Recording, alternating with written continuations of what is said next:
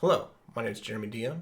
This presentation will explore the impact of urbanization on month-to-month changes in stream flow in the Atlanta area. A little bit of background before I get into that. Information about what makes an urban watershed interesting. Now, urbanization impacts watersheds with temperate climates in places that are not super cold or not deserts, etc., that get a decent amount of rainfall. The impact that urbanization has on these watersheds is it increases impervious cover, so that increases runoff. Since trees are taken away, there's decreased evapotranspiration. There's leaking water supply pipes. Roughly 30% of the water is lost through leaks in those pipes. There's also the inflow and infiltration of water into sewer pipes, which takes water away from the watershed.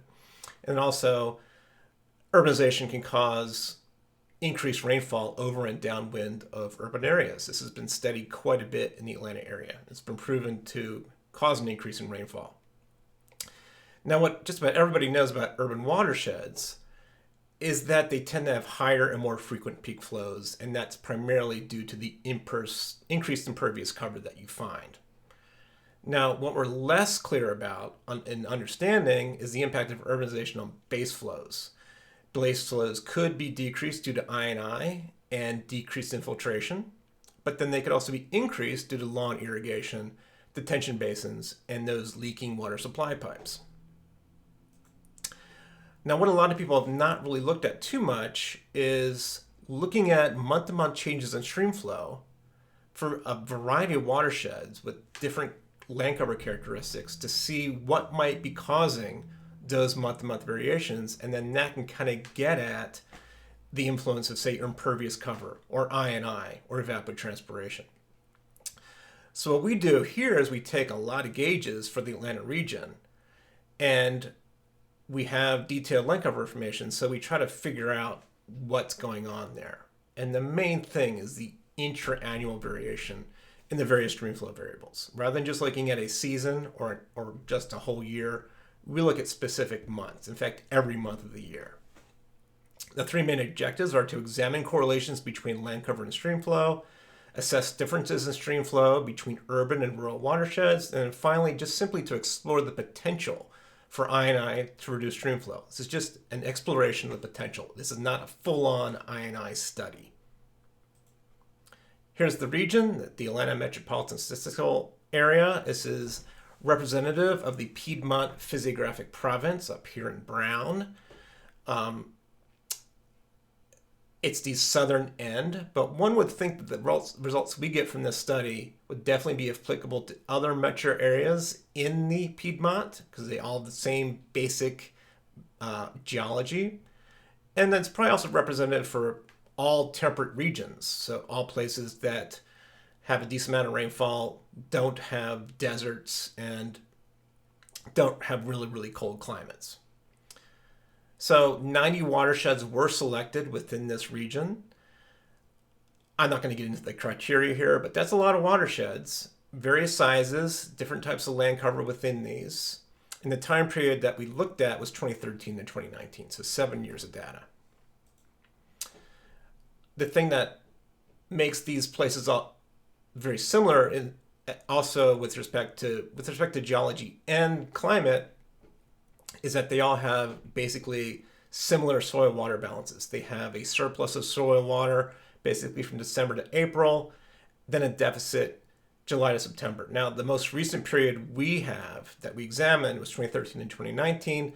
That was a little different than what you'd expect. It had a dry October as well. So the soil water surplus season was December to April. The deficit season was July through October. Methods: look at land cover change to see if there really was forced to urban conversion going on. Look at correlations between stream flow variables, 6 variables, and 4 land cover classes. The stream flow variables were maximum daily flow, mean daily flow, median daily flow, and minimum daily flow. Basically, median and min were low flow variables, and then we also had high flow frequency, which was specific to a watershed. There was no cutoff as far as millimeters go, as far as the flow goes, universally. And there was also low flow frequency. So the percentage of the frequency of days below the 10th percentile of flows. So top 10%, high flow, low flow is bottom 10%. And then we also took the 15 land cover classes in the National Land Cover Database and combined them. It was too many. So we had a forest class, a hay pasture class, combined open space and low intensity developed land class, and then finally a combined medium intensity and high intensity developed land cover class. Methods continued, calculated correlations between coefficients of variation of the streamflow variables and land cover variables. These coefficients of variation were calculated from the months, so 12 values used to calculate a CV. We broke the watersheds into different groups. We actually had 2 urban watershed groups, or 2 developed watershed groups, and 2 groups of rural watersheds. So we ended up with 4 groups of watersheds out of the 90 that we began with, and compared the stream flow among those. We also analyzed monthly effluent from wastewater treatment plants, WWTPs, throughout the region. There are quite a few. And they have monthly data that you can easily access from the US EPA. And then finally, we used a method that's really designed for daily flow, but we used it for monthly flow at the Snapfinger sewer shed in the South River watershed to estimate INI for various watersheds within the South River watershed. I will get into the results from this. I probably don't have time to get into the details of how this was actually done. But it involved figuring out the base sanitary flow, which occurs during dry conditions, and then assuming that all flow above that was due to INI. So the results.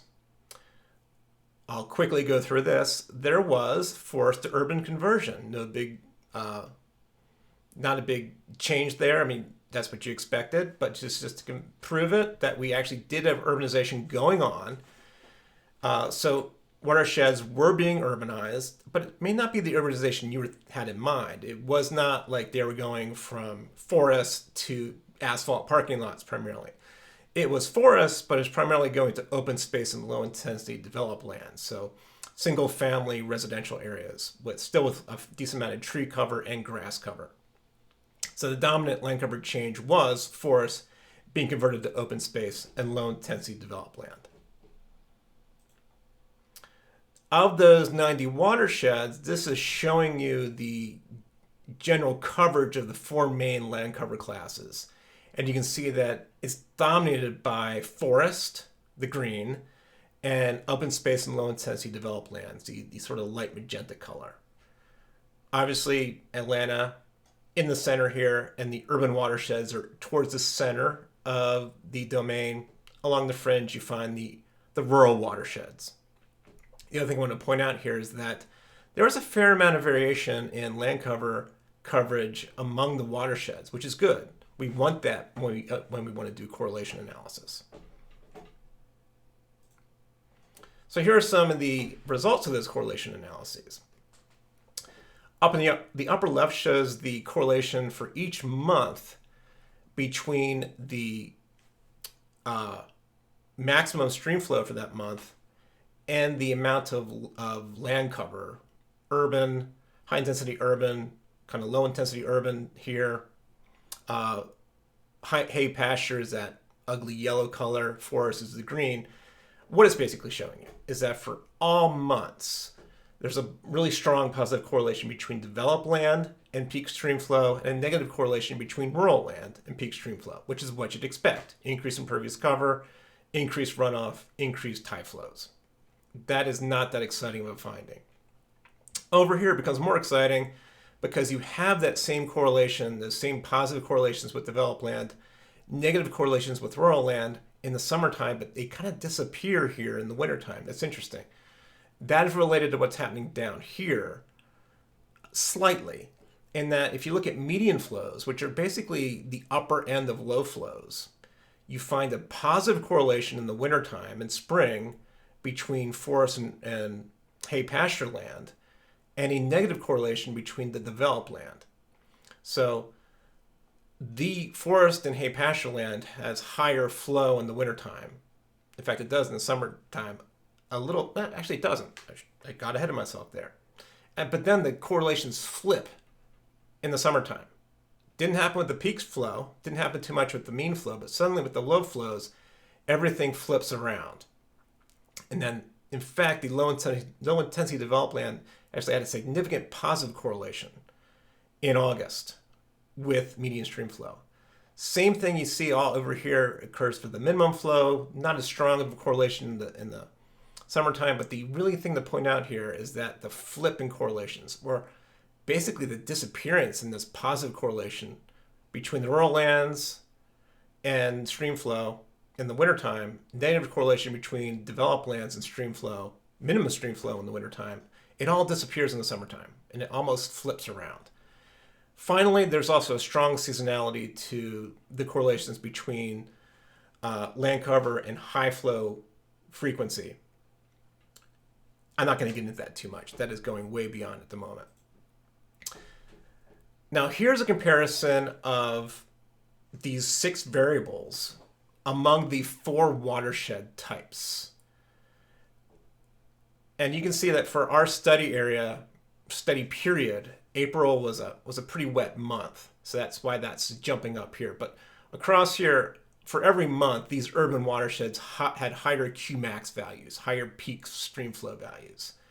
They tend to also have higher mean stream flow values. You can see it really separating in the summertime. In fact, that's one thing we found is that the difference really tends to be exaggerated more in the summertime. If you look at median stream flow, the rural watersheds, the green and the yellow, they are higher than the urban watersheds in the winter, but it kind of disappears in the summertime. Same thing over here with minimum. So you see higher values in the wintertime and spring, disappears in the summertime.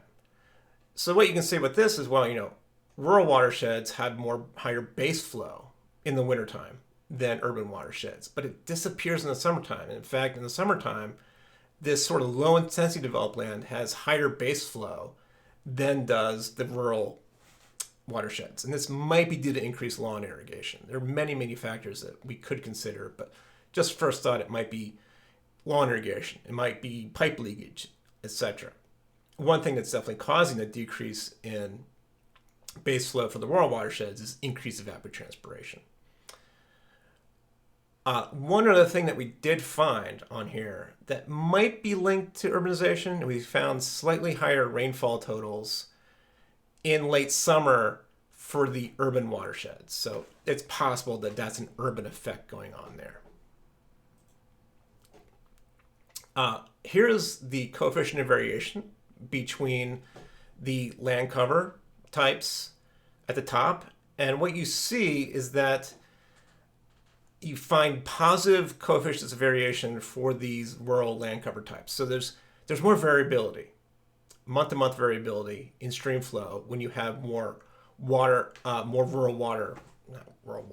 land use, land cover within a watershed, and you have negative correlation when you have more developed land inside. If you look at the 4 land cover classes down here, you see that for all these variables, the rural watersheds have the higher CV. They have more variability throughout the year. The developed watersheds, the urban watersheds, have less. The star just means that most urbanized watersheds, these have significantly smaller CV values. So the bottom line with this is, development decreases the interannual variability of stream flow. And it's occurring for all these variables. Now let's get to wastewater treatment effluent. I have about 5 minutes left. And this is very interesting as it shows you that it's not the same month to month. The amount of water leaving a treatment plant does vary quite a bit throughout the year. And in fact, it's highest in the wintertime, lowest in the late summer. The numbers here are just showing you the percent of the 37 treatment plants actually has significantly lower values, say in October, than the rest of the months. So a large red value means it's a low flow month out of that wastewater treatment plant or plants in general. And so what we can assume is that, well, this is higher up in here because of I&I. And that October, over this time period for the Atlanta region, it was probably the minimum I&I month because it was dry. And I'll get into the exact dryness of it in a few minutes. So there is substantial interannual variability in wastewater treatment plant effluent, and that is probably because of interannual variability in I&I. So the flow of water into sewer pipes, which then eventually ends up in treatment plants. Now, if we look at the Snapfinger watershed or sewer shed in the South River watershed, what we can see, and this we have good data for this. We have wastewater treatment plant effluent data for this spot here. We have 3 watersheds here with stream flow variables. Now, if we just look at the effluent from 2013 to 2020, or 2019, I should say, there was October 2016 had the minimum effluent. So we could almost say, let's assume there was no I&I this month. That means that the difference in effluent between all these months and the value for October 2016 was I&I. So we can assign an I&I value to each month. Now, if you're wondering, really, could it really be minimum? And is that due to lack of I&I? Well, this was a very, very dry month preceded by warm and dry months as well. So I feel pretty confident about that. Here we are summing it up over the 2013 and 2019 period. The blue is the effluent coming out of the pipes, coming out of the treatment plant. You can see it's a minimum in October, maximum in April, or high in April because of that increased rainfall, but the peak month is February, so during the soil water surplus season, and then minimum in October. I&I, the bars, that's just the difference between the flow for the months and that minimum flow in October of 2016. So I&I is peaking, is highest in December, from December to April. No surprise, it's a soil water surplus season, and minimum from July to October, the soil water deficit season. Over to the right, we have the month-to-month changes in median stream flow and minimum stream flow. I have the gray on there for the rural sites. And the orange is the unadjusted 3 watersheds within the Snapfinger sewer shed. The blue is the adjusted. And what you can see is that if we add I&I water back into the watersheds and have it enter back into the streams, it's going to increase median stream flow, it's going to increase minimum stream flow. And it's possible that it could be the major cause of that decreased stream flow, the median and the minimum, in the wintertime in urban watersheds. It might actually be more important than increased impervious surfaces. So I&I might be the major control of that. So the conclusions, I got about a minute left.